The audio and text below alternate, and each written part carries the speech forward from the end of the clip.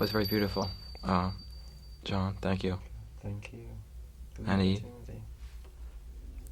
you once told me in a conversation that one of the reasons you admire John Coltrane so much was that he brought to music a much-needed link with spirituality. And I think that in this music you've played for us tonight, and as well as your other music, but especially this kind of music, I think you're attempting to bring more spirituality to music. Well, music and spirituality, it's like completely inseparable, And, and that's what people really, that's what I always listen for, Whenever I listen to music, if it doesn't have, you see, what spirituality does to music is make it immortal, timeless, and eternal. You know what I mean? Because it's the very depth of man's being that it comes from. The very meaning of his life. And to me, that's what, every time I listen to music, I listen to, I always, I didn't know before, but now I know what I was looking for, I was looking for that something that's just so deep that you always get lost in it, That's what I'm trying to, really.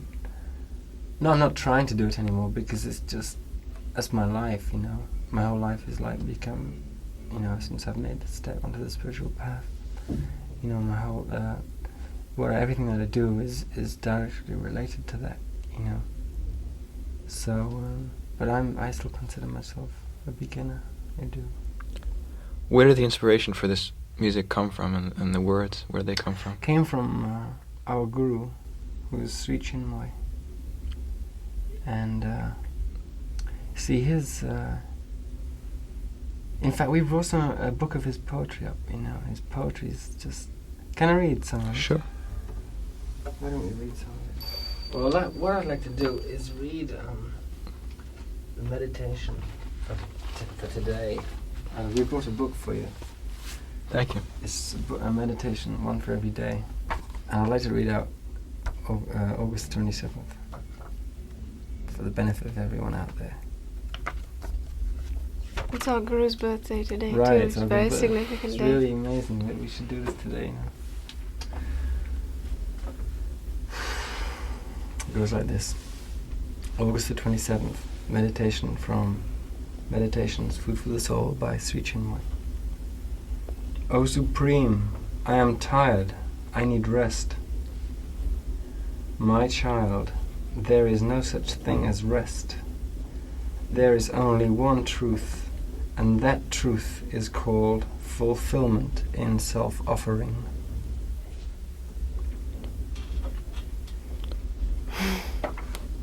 Which really sums it up, as far as work and what we have to do,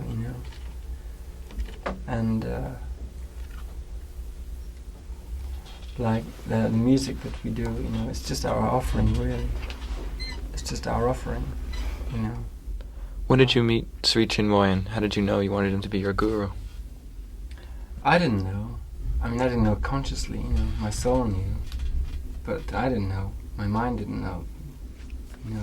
It was really, it just happened, And the way we became disciples seemed completely, had nothing to do with our little world, We've been looking for a master for a while. Yeah, we'd been aware. You see, we were doing hatha yoga and doing, trying to impose some discipline. See, that's the thing about America. That's what I'm really grateful to America for, because there's so much bad here. It's so extreme. Is that you have to get your life in order. You know what I mean? In England, people just fumble and bumble along. Nothing really matters. Nothing's too bad, nothing's too good, So people are like that. The kind of personalities like that, And that's a real generalization. But you know what it's actually true, It's actually true. But here, you see, there's so much going, rubbish, nausea, horrible, So you say, well, there's only one thing to do, and that's no. For this, And so it's just automatic. Common sense arises and you think, I've got to really, for us anyway, we realized that there's only one thing to do, and that's be like totally fit, physically, mentally, spiritually, emotionally, you know. And that way, you see, we didn't realize at the time, but we thought that way that we could perform what we had to do best, which is true. You know, if ever, you know, because I knew that this is an instrument. You know, this is an instrument because that, you know, I become the instrument and the instrument becomes me. This is an instrument. The body's an instrument. You know, and and so in a way we prepared ourselves, you see, for unintentionally for his coming, because we saw him, and the following week he said, "I'm making you disciples," and it was as simple as that. You know, just like that. We had nothing to do with it. You know, it was just he said, you know, do you want to come? You know, and what can you say? You know, it's only one thing you can say, and that's yes. So that was it. And now, of course, see, we realize that we're just instruments. Every human being on the planet is an instrument, you know, with a divine mission. You know, every soul's got a divine mission, and it's all we have to do to fulfill ourselves. Not only to fulfill ourselves, but to fulfill God, is find out what that mission is and do it. And there's no greater thing we can do. And that's why we're where we are, because this is important to us, is to fulfill ourselves and to fulfill God. You know, fulfillment in self-offering. That's meditation. Everything that you do is an offering. You know, even your mistakes, you know. There's no such thing as mistake in the spiritual life. You know, it's an experience that you offer. Opportunity. Right. It's an opportunity. Really. So, and of course, what happens? See, we're really relative newcomers too. You know, we've only been on the spiritual path 4 months, on Sweet Chinmoy's spiritual path. But, and not, you see, not only does, you see, what he does is lead you to yourself. And the closer you get to yourself, the closer you get to other people. Because we're all one in reality, in the reality that we don't see, that only 1 or 2 souls on this planet see. True reality that we exist in. But this is our natural heritage. This is our natural origin. You know, that it is our purpose to get back there, find out our divine origin and our divine destiny too. Because they're one thing, and we're all one in that oneness, you know. And it's just the veils of ignorance that cover it up. But that's the miracle of life, you know. Because it's like you and I, you know, necessary conditions of separateness. But the you and I are also necessary conditions of love. You understand what I mean? And that's the incredible miracle that life is, you know. It's like this apparent paradox, but it's not really, you know. So, what other music that have you heard that you feel has the most spirituality? Oh, Indian music you mentioned once. Yeah, Indian music. Yeah, because you see, Indian music, it's the whole thing about education and life. You see, in the West, music is you're left to find out your own way to you know, your relationship with God. You know. To get back to your original question, there are quite a few spiritual musicians in the West. You know, there have been. You know, there are people who are like unconsciously spiritual. You know, musicians, because music puts you in touch with the spiritual world just automatically. You know, Miles is really. You know, he's spiritual in his way. He's not consciously spiritual, but he's unconsciously spiritual. He's, you know... Very intuitive. Right, you know, right. He's so soulful, you know. And Tony, you know, Tony Williams. You know, the way he plays those drums. Larry. Yeah, well, Larry's consciously on a path, you know. Right. Larry Young. You talk to him? No, I haven't. Oh, you should, you know. He's incredible. He's the most incredible person. He's a Muslim, but like... You know, he's just aware of the truth, you know, which is beyond all religion, beyond all creed, you know. And like Albert Ayler, you know, who you never hear, you know, his sound is just spiritual, you know. You know that record, Spiritual Unity? Yes. Yes. You know, I mean, what a record. Fantastic. Sonny Murray, you know. And Gary Peacock, of course. I had a chance to speak to Gary before I left for Japan. He's really an amazing person. You know, we were sitting there, Dave Holland was there, and Randy Becker was there. And you know how deep he's into macrobiotics. You know, and he just sat and read our gastronomic state by looking at our faces. You know, he said, you could do without that, and you could get by on rice. And yes, I can see something in your liver, and just by looking here, this is your liver, and this is your heart, and this is, you know, he's really into that. But it's getting slightly sidestepped. Why don't you say something, Eve? Or why don't you ask us another question? You mentioned before that you needed discipline, and you Yes. once previously told me that after playing with Günter Hampel's group in Europe for 9 months, I think, you left because you felt that the band had no discipline. Well, yeah, I do. But what part does discipline have as far as direction? Pardon?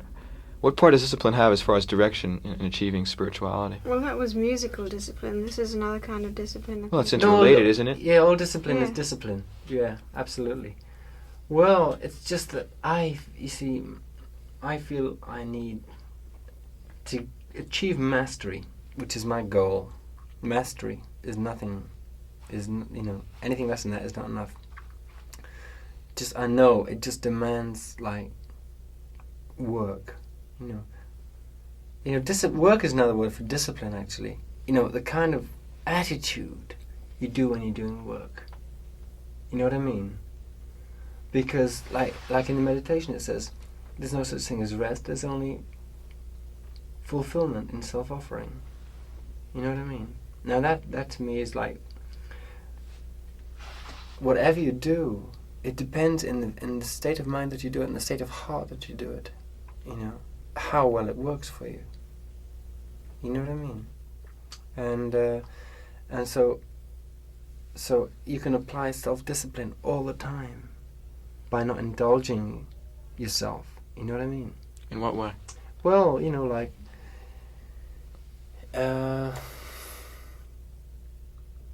just being aware of what you must do. You know, being aware. I mean, I can only speak for myself, of course. Or what must you do? You know, well, just by aspiring more, by being a better person, by being, you know, just you know, being able to be completely. You know what I mean? It's very difficult to explain in words. Well, discipline can only come when you get nearer to your real self. It can only come that way. You can't impose discipline on yourself. That's right. You know, that's It right. just comes because it comes naturally. of its own accord. You know, it's not like I say, it's like The work. things you that know? you need, you do, and the things you don't need, you stop doing. That's right. It just that's happens. Right. That's all. That's what I mean by being more aware. Right, being aware of what you do and how well you're conditioned by habit. You know, the things that you do just out of habit alone. You know, and we're not even aware of. But there are many things which we know that we shouldn't be doing now, but we still do because we haven't reached the stage where we really can do without. There you are. You know. That's what I mean by discipline. And of course work, but I mean the work's a joy, you know. Work's a joy. That's the real joy. You mean making music as well? Yeah. Eve, I'd like to ask you, since you're a different person than John, on the outward face of things, you must have come to the path you're now on, you know, from a different way. And could you describe that, how you got onto the path you're on now, in terms of your own life? Oh, I came onto it in a different way. Well, I really was introduced to yoga when I very first met John, and That was when we were in London. And then he came to America by himself because I hadn't got all the papers together, and then I came. And when we established a home of our own in Manhattan, then the spiritual path the spirituality just grew out of us by just being together, you know. It wasn't anything that we were led to particularly. It wasn't anything that No, was really introduced. Yeah, right. You know what it is? It's just common sense. You know what I mean? It's like we were eating meat and smoking cigarettes. Don't say, what are we doing? Smoking cigarettes and eating meat. You know, poisoning ourselves and giving ourselves lung cancer. You know, and once you make that one step, then you see that opens the door. You know, and you see down, all the way down. You know, you can go as far as you like. You know, just because by doing that, you open doors to yourself, you know. It was just really common sense, you know. Like, you know, if you love someone, and you want to communicate to them, you know, the closer you are to yourself, you know, and the nearer you are to yourself, the nearer you are together, you know, the more, you know, and to become one, which is what you really are, you know. I mean, we're one, you know, and only in our when ignorance reigns do we see ourselves separate. You know what I mean? I mean, and mentally too, you know. So, and we're both aware of this, and both aware of the need to. You see, words are in a way kind of the lowest form of communication. You know. So you want to communicate on deeper and higher planes, or more and more, you know, because love grows all the time, and you want to express more because, you know, it's the same with playing. You know, you can never say enough because there's always much more to say. You know what I mean? I mean, the times when I play and I fulfill myself completely are so rare. I mean, they happen more frequently now, fortunately, but they're still rare. You know what I mean? And that's because I've still got such a long way to go. A friend of mine who's a musician said to me recently that the conditions for you playing and the fact that you play really well happens maybe 3 times in your lifetime, which I think it's probably closer than, you know, expecting to play well every night, really well. Well, well, if you were as close to your soul right. as you could be, you'd play Right. well every single right. second. Every note, well, yes. Yeah. Right. Yeah. That's right. where Just it really. continually growing. That's you know. that's it. I believe I guess he was speaking from his own experience. Yeah. No, I mean, like I heard a story like Dizzy Gillespie said. Should I tell you how many times I've played really well in my life? And someone said, "Tell me." He said, "You know, Twice. Yeah. You know, I mean, which is, you know, he's an honest man. He's really deeply honest man. And You know? Tony too, when he Yeah. started singing for a long, like, just one night, he said it's the only time he'd ever been pleased with what he'd done. Yeah, right. What do you think of music that comes from rage? From rage? Yes. It doesn't really come What do you from think rage. of rage? Right. Well, Yeah. rage is something I have to, you know, you deal with that. It doesn't really come from rage. No, it it comes from doesn't. sadness. It comes, yeah, you can play from frustration. You think that's spiritual? Well, Well, it's In a honest way- in a way. right, in a way, all music's spiritual, you know, in a way. Except the music that comes from the mind, which is kind of appearing these days. I mean, there's a music Right. that is intellectual, which is born of the mind, you know. But the other music, the music that comes from emotion, you see, there are various levels of emotion. There's really high emotion, which comes directly from the soul. But there's lower emotion, which is described to us as coming from the vital, coming from the animal in us. Now, if it's an animal kind of rage, like any animal you see has, then it's not really spiritual, because any animal makes its own music by roaring at you, you know. But there's Right, another a dog kind. barking at you, you know. There's another kind angry, you know. of rage, not exactly rage, but a kind of divine anger. You know, like Christ was really angry at one time. He threw everybody out of the marketplace, and he had justification. Well, that kind of anger is okay, you know. Yes, wrath. Right. Isn't it? What kind of music of like other cultures, like folk music of the West, do you think find spiritual, such as I think you mentioned flamenco music? Yeah. This flamenco music is the, you know, flamenco music from Nubia, you know, and around the Near East, you know, the Moors. I mean, a lot of music came from the Moors. Spanish music came from the Moors, you know, and you hear the relationship between Spanish music, African music, and Indian music. You know, you can hear the link. You know, and like this music of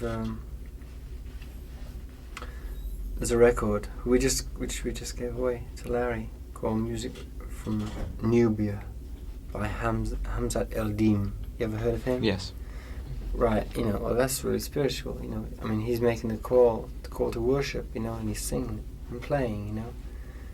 And he's just, it's his offering to the Supreme, you know. And that's, you see, the difference, there's only, the difference is whether it's unconscious or conscious, you know. I mean, but the culture of a country is like Spain, is completely soulful, you know. It might not be consciously spiritual, but it's most definitely soulful, you know, without any shadow of doubt. But folk music, well, folk music, like as we know it, is not really. It's good, you know. It's good. Like it can be have a good moral thing in it, you know. It can have a moral principle contained in the song, you know, which is inherently good. You know what I mean?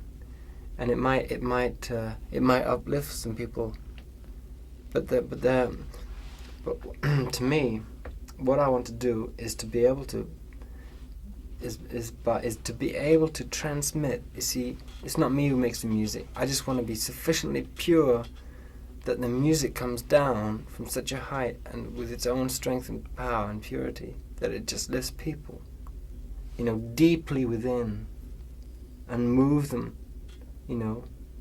And if it changes them for the better, fine, you know. That's what I want to do.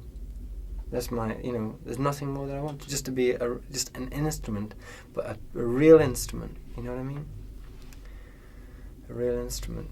That's, and that can only be achieved with conscious work, conscious dedication, conscious offering, conscious aspiration, you know? Recently you played a concert of the songs we heard tonight, some of the songs, with Larry Coryell and other disciples of Sri Chinmoy. Are you going to continue to perform this kind of music in the future? Acoustic? I'm sure we'll have another. Acoustic, yeah. You like playing acoustic guitar? Oh, I do. I mean, especially with Eve, you know. It's, and now she's learning 12-string, you know, on the two guitars, and I really love the sound. Yeah, so when we come back from Europe, I'm sure we'll do another one. You're going to Europe? Yeah. With who? With Lifetime. Lifetime? Yeah. Where are they going? Everywhere. Playing various festivals, or what? you're playing various No, you know, no, it's just, we're just going on our own tour, you know, which is really nice. You know? And we're going to be setting up a lecture tour for Guru. Right, at the same time. Which He's never been to Europe, and so we're setting up a tour for him. Simultaneously. How is A Lifetime doing? Oh, Because there's no other band in the world, is there? You know, there's no other band in the world, really, for me. You know, I mean, if Miles can ask me to join twice and I say no each time, you know, that means because there's nobody else in the world I want to play with, you know. The band is completely fulfilling, you know. Completely fulfilling. And growing. Oh, all the time. Well, I mean, how many nights did you come down to Ungano's the last time? The last time, no. Well, were you there? You missed out, both of you. Well, every night was really something, you know. Every night it's really something else. And it's just growing all the time. Growing all the time. But that's the only way things can go, you know. You can't stand still, you either go backwards or forwards, you know. You either stagnate or grow, expand. And we really are. It's good. How about the musicians on your record? Larry Young, you play with in the Lifetime, Buddy Miles, and are you going to play with them in the future? Well, we were gonna do something together this time, you know, go in the studio. You know, I'm working on another album. With who? With for Alan Douglas, you know. Mm-hmm. And Buddy was gonna come and do some, you know, we were gonna try some more. But he's got a hit album, so you know, he's famous and he's working, he's busy, he can't make it. So I went in the studio and did some tracks with Isaac Hayes' rhythm section, you know. And they really got down home and funky. But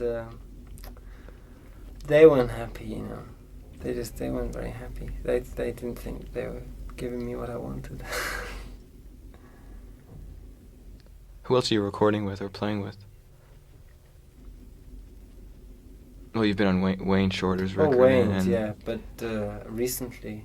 Oh, you told me about the new Miles album with Sonny Sharrock. Yeah, we've got a lot of music on the shelf, you know, and we've got 2 dates worth with Sonny Sharrock. Why don't you do a record with him? That might be interesting. Well, would be. You're both going on different paths in the same direction. I know. I want to hear his new record that he did with his wife. You know, Sonny is really amazing. He's so intense, you know. He's so intense. Really incredible. Completely, you know, revolutionary style he's got too. You know, revolutionary. Well, I guess you two are probably changing electric guitar playing as much as anyone, you and Sonny. And also maybe Jimi Hendrix a few years ago, though I think he's gotten into a rut lately. Oh, yeah? Do you think so? Well, I think Jimi Hendrix was doing some things a long time ago. Yeah, I've played really good. We did a session once with Buddy Miles, you know. And Jimi Hendrix? And Dave Holland was on bass. Wow. And yeah, and Buddy Miles. Whatever happened to that? I really don't know. I'd like to hear that again. That was some night. But Jimmy's filled up Right. rooms. Right, full of he's got tapes. his rooms full of tapes, and none of them are labelled. You know, it's all blank cases. It's going to take somebody years to go through. Right, someone's to have to listen Not to only all that, but he's signed 3 recording contracts on at the same time. So there's Well, 3 we don't know record that for sure. That's only speculation. Oh yeah. I mean, not that it really matters. And these songs that you've sung, they're going to be recorded possibly by Vanguard, is that? Yeah, maybe. Maybe. Maybe. So maybe we'll hear that Yeah. music. If it's Will of the Supreme, then it'll happen, you know? I mean, and with that attitude, you know, whatever happens, you know, is, because that's the truth, you know. It's his will. Okay, I'd like to thank you for being my Thank guest you. tonight. Shall John we- McLaughlin and Eve. Thank you so much, Dave, for this Thank you. opportunity. And Jim. That's right, Jim Carroll has been in my engineer here. And I'd like to mention that John has a record that you should hear called Devotion on Douglas. And he's been on a lot of other records you should hear, with Miles Davis, Wayne Shorter, and above all, as a group with the Tony Williams Lifetime.